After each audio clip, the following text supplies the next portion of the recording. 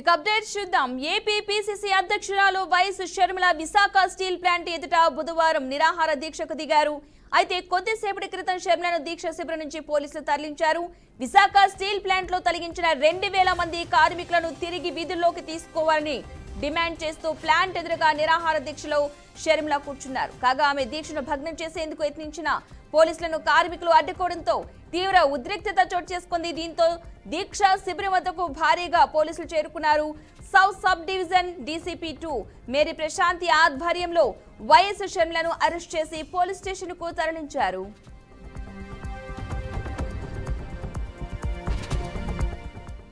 Right, ఇదే అంశానికి సంబంధించిన పూర్తి సమాచారాన్ని మా ప్రతినిధి నాయుడు అందిస్తారు. నాయుడు, చెప్పండి.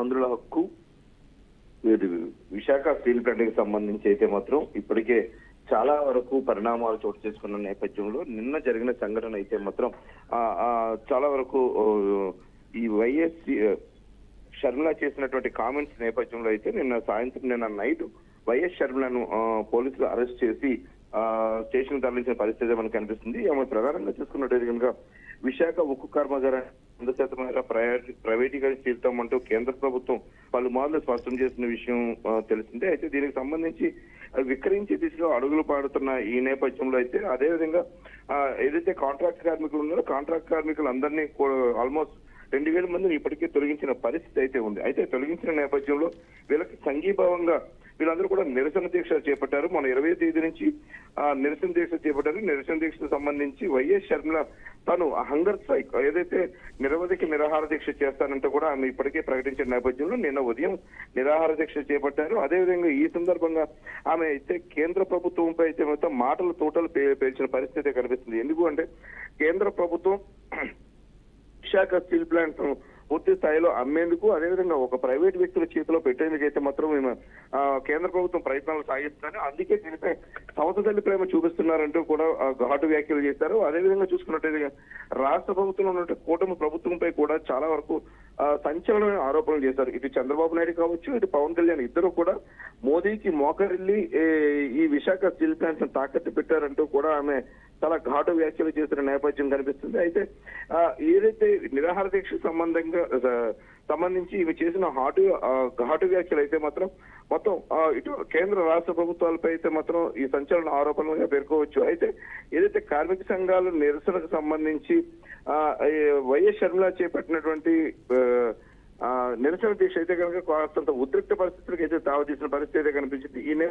రాత్రి సుమారు 9-9:30 మధ్య ప్రాంతంలో అయితే ఆమె నిరసన దీక్షను అయితే భగ్నం చేసిన పరిస్థితి అయితే ఉంది. భగ్నం చేసి ఆమెను ముందు కేజీసీ తరలించారు. అనంతరం అక్కడి నుంచి కూడా పంపించేసిన పరిస్థితి అయితే మనకి కనిపిస్తుంది. అయితే గతంలో చూసుకున్నట్టయితే కనుక స్టీల్ ప్లాంట్ కి సంబంధించి గతంలో ఉన్నటువంటి ఈ ప్రస్తుత ఎమ్మెల్యే పల్లా శ్రీనివాసరావు 6 రోజుల పాటు నిరసన దీక్ష చేపట్టినప్పుడు అప్పుడు ఎవరు కూడా కనీసం దీనిపై పోలీసులు కూడా ఎటువంటి చర్యలు చేపట్టలేదని అప్పుడు వైసీపీ ప్రభుత్వం అయితే వీళ్ళందరికీ సహకరించిందంటూ కూడా చెబుతున్న పరిస్థితి ఉంది. కానీ కేవలం ఒక్క రోజు సుమారుగా ఒక 10 గంటల వ్యవధిలోనే మొత్తం ఓవరాల్ గా వైఎస్ షర్మిల నిరసన దీక్షను ఎందుకు భగ్నం చేశారంటూ కూడా అయితే పలువురు ప్రశ్నిస్తున్న పరిస్థితి అయితే కనిపిస్తుంది. ఇటు కేంద్ర రాష్ట్ర ప్రభుత్వాలపై తోటలు పేల్చింది కాబట్టి ఇటువంటి చర్యలకు పాల్పడ్డారంటూ కూడా ప్రజా సంఘాల నాయకులు అయితే కనుక ఆరోపిస్తున్న పరిస్థితి అయితే మనకి కనిపిస్తుంది. అయితే ఇటు చంద్రబాబు కానీ ఇటు పవన్ కళ్యాణ్ కానీ పూర్తి స్థాయిలో స్టీల్ ప్లాంట్ కాపాడటానికి పూర్తి స్థాయిలో సహాయ సహకారాలు అందించాలంటూ కూడా షర్మిల అయితే అడిగిన పరిస్థితి అయితే కనిపిస్తుంది. వీళ్ళు కేంద్ర ప్రభుత్వాన్ని ఎందుకు డిమాండ్ అసలు స్టీల్ ప్లాంట్ పై ఎందుకు మౌనంగా ఉన్నారు అంటూ కూడా ఈమె ప్రశ్నలు సంధించిన నేపథ్యంలో ఇటు జనసేన కావచ్చు, ఇటు టీడీపీకి సంబంధించి వీళ్ళందరూ కూడా చెప్తున్న పరిస్థితి. ఇప్పటికే కేంద్ర ప్రభుత్వం 11,000 కోట్ల రూపాయలను సహాయం కింద అందించినప్పటికీ కూడా దీనిపై ఇలాంటి వ్యాఖ్యలు చేయడం కరెక్ట్ కాదంటూ కూడా కాస్తంత ఘాటుగానే చెప్పారు. అయితే ఏవైతే కాంట్రాక్ట్ కార్మికులు 2000 మందిని తొలగించిన నేపథ్యంలో వీళ్ళందరికీ కూడా సంఘీభావంగా తెలియజేసేందుకు వస్తూ ఇలాంటి ఘాటు వ్యాఖ్యలు చేయడం కరెక్ట్ కాదంటూ కూడా కొంతమంది చెప్తున్న పరిస్థితి అయితే ఉంది. అయితే తాను ప్రాణత్యాగానికైనా సిద్ధమవుతానంటూ కూడా నిరవధిక నిరాహార దీక్ష దిగితే పోలీసులు ఎందుకు భగ్నం చేశారు అంటూ కూడా ఆమె ప్రశ్నిస్తున్న పరిస్థితి అయితే కనిపిస్తుంది. ఏదైతే కాంగ్రెస్ హయాంలో విశాఖ స్టీల్ ప్లాంట్ లాభాల్లో నడిచిందని, అయితే బీజేపీ ప్రభుత్వం రాగానే నష్టాల పేరుతో దీన్ని అమ్మేయడానికి ప్రయత్నం చేస్తున్నారంటూ కూడా షర్మిల చెప్పడం, అదేవిధంగా ముడిసరుకుకు సంబంధించి మైన్స్ కూడా కేటాయించకపోవడం కూడా దారుణం అంటూ కూడా మండిపడ్డారు. ఏది ఏమైనప్పటికీ కూడా DCP2 మేరీ ప్రశాంతి ఆధ్వర్యంలో ఈమెను రాత్రి ఆమె నిరసన దీక్షను భగ్నం చేసి ఈమెనైతే మాత్రం పోలీస్ స్టేషన్ తరలించిన పరిస్థితి మనకి కనిపిస్తుంది. Right, thank you Naidu.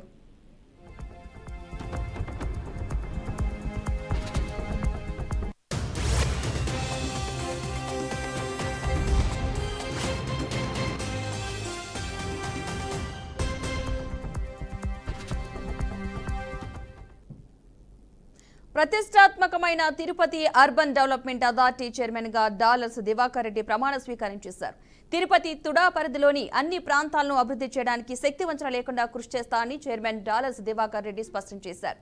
అనంతరం ఆయన సొంత గ్రామమైన పెరుమాళ్లపల్లి నుంచి భారీ బైక్ ర్యాలీ నిర్వహించారు. అందరి సహాయ సహకారాలతో అర్బన్ డెవలప్మెంట్ పరిధిలోని ప్రాంతాలను అభివృద్ధి చేస్తానని దివాకర్ రెడ్డి అన్నారు. Chandragiri MLA Pulavarthi Nani, Srikalahasti MLA Bojjala Sudheer Reddy, Chittoor MLA Gurajala Jaganmohan Naidu, Tirupati MLA Aruni Srinivasulu తదితర ముఖ్యమైన నాయకులు ఈ కార్యక్రమంలో పాల్గొన్నారు.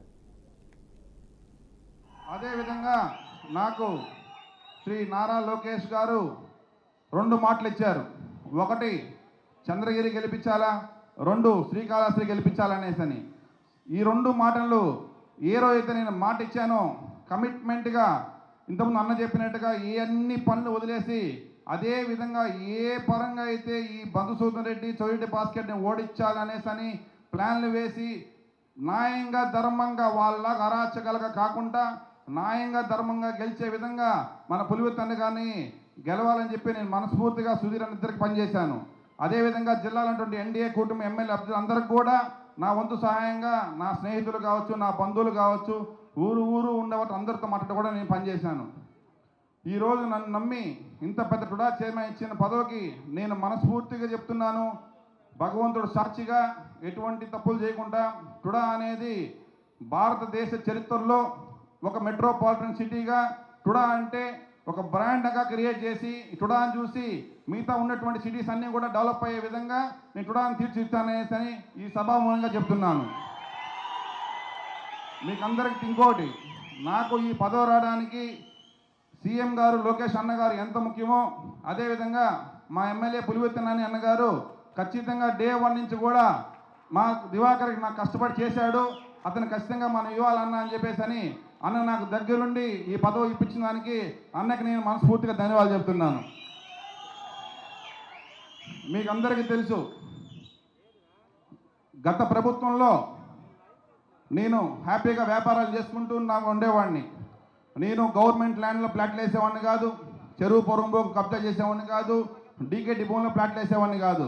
నేను వేసిన ప్రతి లేఅవుట్స్ కూడా పక్కాగా కొని పక్కా డెవలప్ చేసి అప్రూవల్ చేసి డెవలప్ చేసి అమ్మేటువంటి బ్రాండ్ని క్రియేట్ చేసినటువంటి వ్యక్తి డాలర్ దివాకర్ రెడ్డి. ఇట్లాంటి వ్యక్తిని ఒక ఎమ్మెల్యే అతను ఉన్నటువంటి పవర్తో టుడా చైర్మన్ పదవి ఉందని చెప్పి నా ఫైల్స్ అన్నీ ఆపి ఇబ్బంది పెట్టాడు. ఆ రోజే చెప్పా, తప్పు చేస్తున్నారు మీరు అనేసి అని. ఏం చేస్తావు అన్నాడు. చెప్పిన ఇంకా టుడా ఆఫీసులో అడుగు పెట్టను, నువ్వు కూర్చున్న సీట్లో నేను కూర్చునే వరకు నిన్ను ఓడిస్తా, నిన్ను రాజకీయంగా పునా చేసేంత వరకు నీ కథ చూస్తానని చెప్పేసి ఛాలెంజ్ చేసి వచ్చి ఈరోజు టుడా చైర్మన్గా బాధ్యతలు తీసుకుంటున్నాను. కర్ణాటక నుంచి పలమనేరుకు బుధవారం రాత్రి 4 కుంకి ఏనుగులు చేరుకున్నాయి. భారీ బందోబస్తు మధ్య పలమనేరులోని ఎలిఫెంట్ క్యాంపుకు అధికారులు చేర్చారు. దీంతో వాటికి జిల్లా అటవీ శాఖ అధికారులు ఘనస్వాగతం పలికారు. కుంకి ఏనుగులకు 6 నెలలుగా శిక్షణ కూడా ఇచ్చారు. అడవి ఏనుగుల దాడుల వల్ల పంట నష్టం, ప్రాణ నష్టం వంటి సమస్యలు నివారించేందుకు వీటిని చిత్తూరు జిల్లాకు తీసుకుని రావడం ముఖ్య ఉద్దేశమని డిఎఫ్ఓ భరణి తెలిపారు. మనం చిత్తూరు జిల్లాలో జరుగుతున్న హ్యూమన్ ఎలిఫెంట్ కాన్ఫ్లిక్ట్ మిటిగేషన్ కోసం మన honourable deputy chief minister and Karnataka forest minister వాళ్ళ మధ్యలో జరిగిన డిస్కషన్స్ పరంగా మనకి ఎంఓయూ సైన్ అయింది. హ్యూమన్ వైల్డ్ లైఫ్ కాన్ఫ్లిక్ట్ మిటిగేషన్స్కి అన్ని measures with kumkis, infrastructure, knowledge transfer ఇది అన్నీ కూడా 2 స్టేట్ మధ్యలో జరగాలి అనేది అగ్రిమెంట్లో ఉంది. దాన్ని బేస్ చేసి ఫస్ట్ మనం ఇక్కడ ఉన్న ఎలిఫెంట్ ట్రాకర్స్ని మన చిత్తూరు ఆంధ్రప్రదేశ్ జిల్లా నుంచి we have sent them to దుబారేలో వెళ్ళి వాళ్ళు ఒక 30 days ట్రైనింగ్ తీసుకున్నారు. దాని తర్వాత ఇప్పుడు ఎలిఫెంట్స్ ఐడెంటిఫై చేసి మనం ఇక్కడ ముసిలిమడుగు ఎలిఫెంట్ క్యాంప్ పలమనేరులో ఎస్టాబ్లిష్ చేశాము. ఇక్కడ 4 ఏనుగు ఈ రోజు కర్ణాటక నుంచి వచ్చింది. దీనికి ప్రోగ్రామ్ అనేది బెంగళూరు విధాన్ సౌదాలో ఈరోజు జరిగింది.